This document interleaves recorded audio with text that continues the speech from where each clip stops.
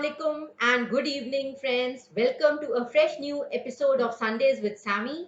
और मैं उम्मीद करती हूँ आप सब खैरियत से हैं।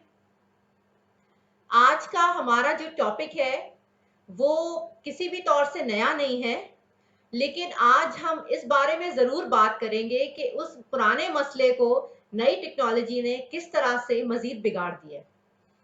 वो टॉपिक है sexual harassment of women taken to a next level.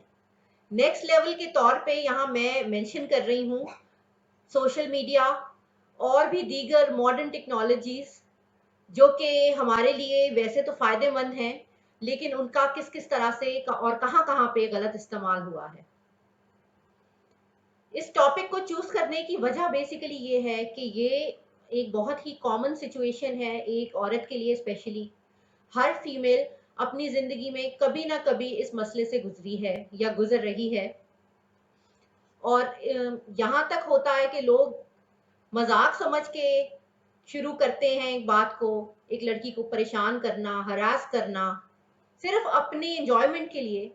और उसका नतीजा ये निकलता है कि वो जहनी तौर पे दबाव में आती है, उसकी पीस ऑफ माइंड डिस्टर्ब होती है, और समटाइम्स तो यहाँ तक होता है कि उसकी फैमिली लाइफ तक अफेक्ट हो जाती है। अगर हम विमेन हरासमेंट की हिस्ट्री उठा के देखें तो ये बिल्कुल भी एक नई बात नहीं है। ईव टीजिंग जिसको कहा जाता है कॉमनली, वो एक बहुत ही पुराना फिनोमिना है। I think since the beginning of time औरत को टीज किया गया है, हरास किया गया है काफी हद तक। और पहले हुआ ये करता था कि जब औरत घर से बाहर जाती थी तो रास्ते में उसको कोई ना कोई कमेंट पास कर देता था, कोई ऐसी चीज कह देता था जिससे वो डिस्टर्ब हो जाए। मोस्टली पब्लिक प्लेसेस पे इस तरह के इनकाउंटर्स होते थे, सड़कों पे होते थे, बाजार जाएं या सिनेमा जाएं, इस तरह, या कॉलेज वगैरह स्कूल्स, इनके बाहर समटाइम्स इस तरह के इंसिडेंट सुनने में आ जाते थे। लेकिन फिर भी घर वाले पेरेंट्स यही समझते थे कि हमारी जो बेटी है, बहन है, वो कम से कम घर में तो महफूज है।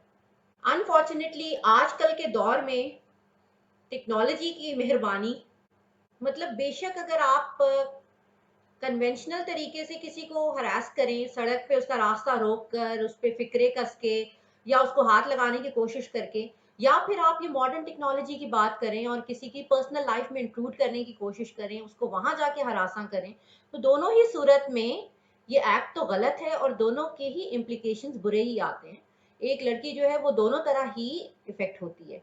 उसका पीस ऑफ माइंड, जहनी सुकून मुतासर होता है, और साथ ही साथ उसकी फैमिली लाइफ डिस्टर्ब होती है। बिकॉज मैं समझती हूँ अनफॉर्चुनेटली हमारी सोसाइटी का अलमिया ये है कि हम लड़की को ही ब्लेम करते हैं।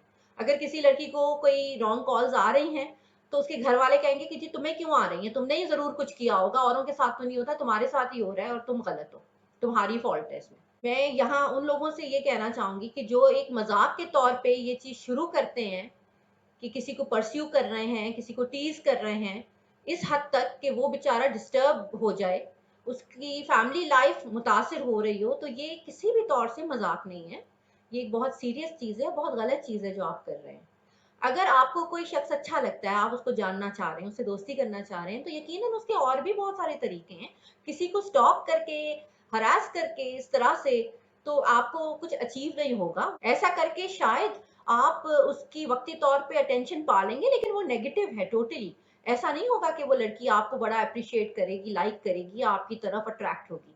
तो प्लीज अगर ऐसे किसी ख्याल से आप कर रहे हैं तो वो आई एम श्योर उसके लिए और बहुत सारे तरीके हैं। अच्छा, बात तो हमने कर ली कि ये प्रॉब्लम है।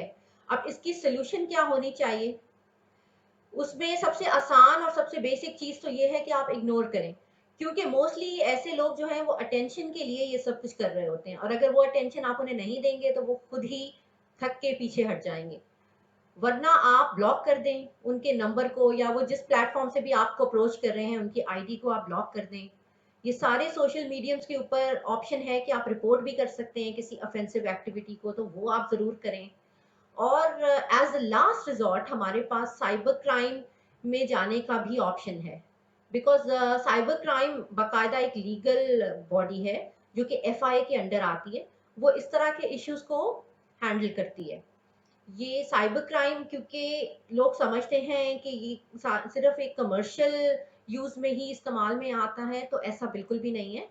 ये वैसे भी आप इनके पास जा सकते हैं अपने पर्सनल इश्यूज को लेकर। अगर आपको सोशल मीडिया पे कोई हरास कर रहा है तो प्लीज आप साइबर क्राइम में रिपोर्ट करें, क्योंकि इंसान की प्राइवेसी भी एक बहुत बड़ा मसला है। सिर्फ ऑर्गेनाइजेशंस के राइट्स को ही प्रोटेक्ट नहीं करता साइबर क्राइम ब्यूरो, इंसान के एक इंडिविजुअल के राइट्स को भी उसी तरह से अहमियत देता है और उनके लिए स्टैंड लेता है। तो एज अ लास्ट रिजॉर्ट आप साइबर क्राइम भी जा सकते हैं।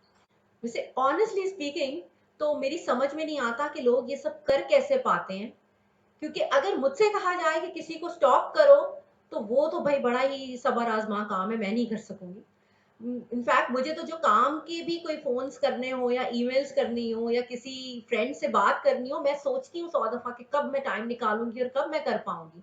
तो इतना फालतू वक्त लोगों के पास कहाँ से आता है, I just fail to understand. और या तो फिर वो लोग जो हैं मैं समझती हूँ बहुत ही फ्रस्ट्रेटेड हैं। ऐसा क्या उनके साथ हुआ है, उनकी जिंदगियों में ऐसा क्या खला है, कहाँ कमी है जो वो इस तरह की हरकतें कर रहे हैं लोगों की अटेंशन पाने के लिए। तो प्लीज प्लीज इस तरह से ना करें। और आई एम श्योर एंटरटेनमेंट के लिए आपको बहुत सारे और दीगर जरिए मिल जाएंगे। तो प्लीज किसी की भी पर्सनल लाइफ को तंग करना, उसकी मेंटल पीस के साथ खिलवाड़ करना बिल्कुल भी फनी नहीं है, बिल्कुल भी लाइट लेने वाली बात नहीं है। तो प्लीज प्लीज इस तरह से ना करें।